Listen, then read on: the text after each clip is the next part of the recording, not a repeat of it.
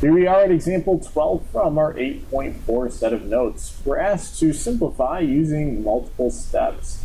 And right away we notice that we are dividing quite a bit here. And as a result, what we're going to do first is actually hold off on the factoring. I like to show the other method as well, in which case we're just going to focus on what to flip.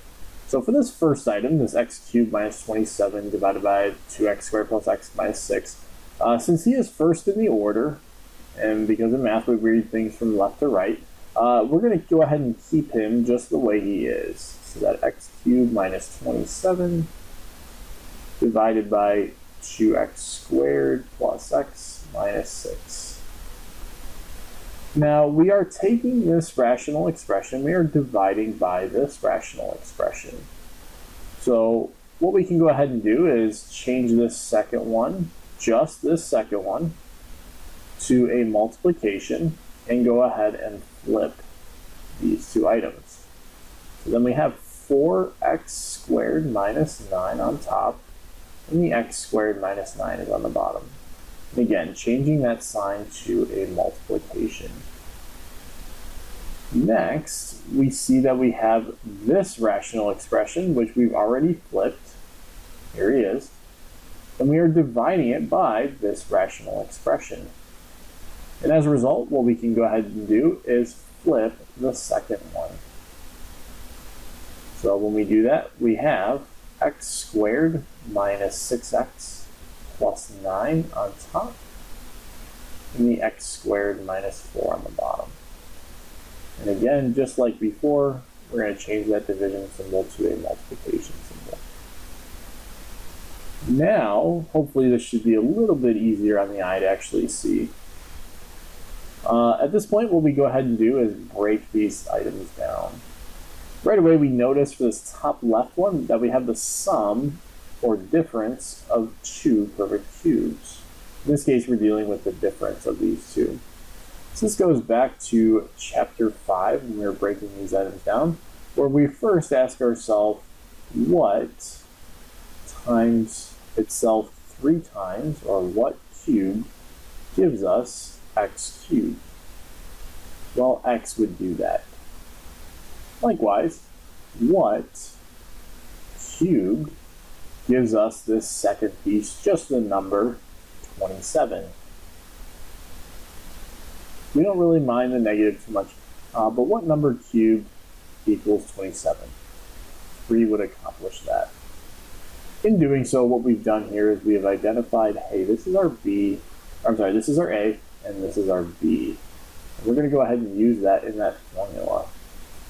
Now, when you're talking about the sum or difference of cubes, that comes out to be A, in this case, the same sign, minus B, times A squared, different sign, plus, again, because it was negative, we want the opposite sign or the different sign, AB, and then always plus, positive for the last guy, B squared. And I know it's probably been a while, but this actually follows that San Diego Padres item that we've talked about again from chapter 5. So this is really helping us out with like the signs. So the same sign for the first parenthesis, the different sign for the middle guy, and then always positive for the last one.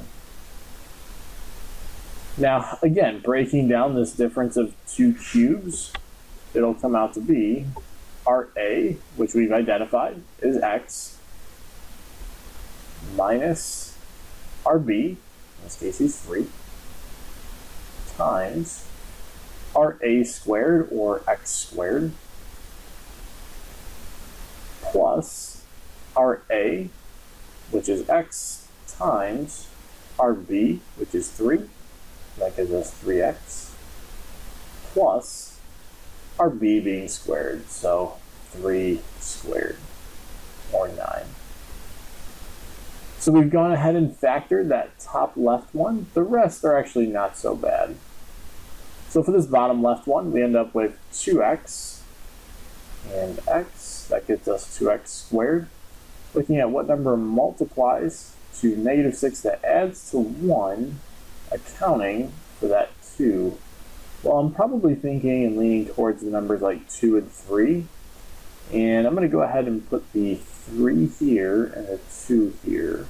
And the reason for that is if I multiply this 2 times this 2, for that FOIL part, the O to the outside 2, you end up with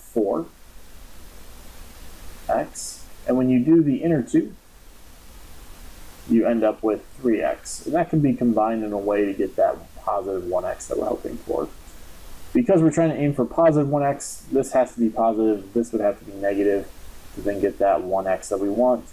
And as a result, that really helps us out with the signs. This guy would have to be positive to get that positive 4x.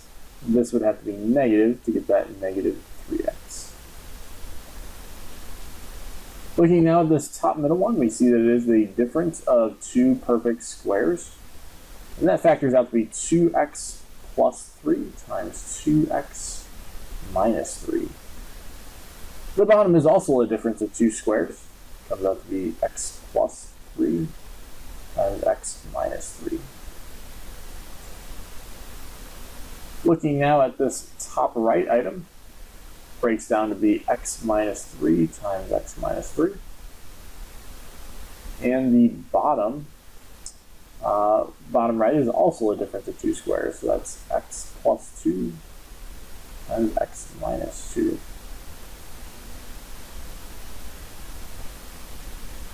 Now looking and seeing what could cancel out. Well, looks like we have an x minus 3 on top and then x minus 3 on the bottom. Nothing can really break this down. Moving on to our 2x plus 3 on top. Looks like there's nothing on the bottom that can cancel. This 2x minus 3 on the other hand, though, there is something that can break that down, and it would be over here. This x minus 3 looks like he's alone, as is this x minus 3. I have seen students, or at least ask this, can I break down these x plus 2s? And the answer is no, unfortunately we cannot do that. So it looks like we've broken down as much as we can possibly break down.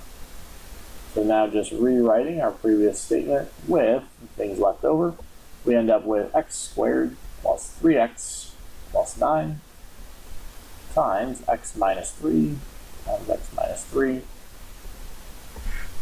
all over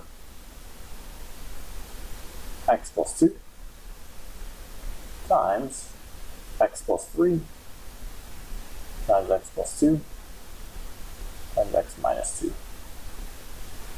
Another way that you could see this, for me this is actually okay, but you could have maybe like a multiple choice where it shows up like this, where it's x squared plus 3x plus 9 times x minus 3 squared divided by, there's also 2 of these x plus 2's being multiplied together, so that would be x plus 2 quantity squared, and then we have this x plus 3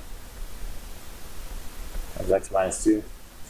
And again, I would totally take this on an assignment, but just know that you could see a multiple choice item, like maybe on a test that has this as well as an answer. And they are actually identical to one another. Again, though, that is example 12 from our 8.4 set of notes.